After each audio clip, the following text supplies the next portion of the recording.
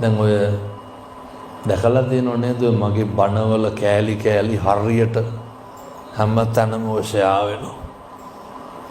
පහුගිය දවස්වල මම බණකට යනකොට මට පැය දෙක තුනක් බණ කියන්න කිව්වා. මං අසනීපෙන් හිටපු නිසා මම කියනවා මම අද අසනීපෙන් ඉන්නේ කියලා.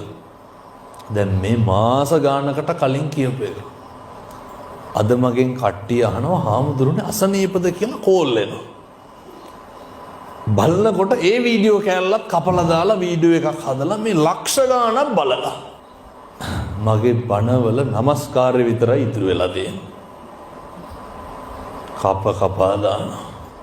පොඩි කෑලිනේ තප්පර 30 විනාඩි. ඔව්ව අල්ලගෙන ඔට්ටු වෙනවා. සම්පූර්ණ බණ අහලා නෙමෙයි.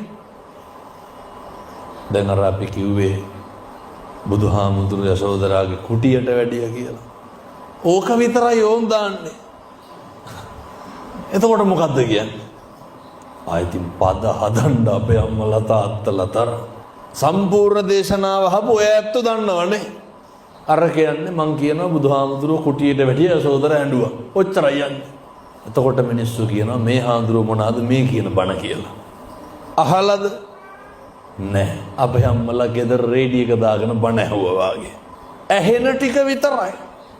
ඒ නිසා මතක තියාගන්න ධර්මය හරි විදියට හරි තැනින් තේරුම් ගන්න.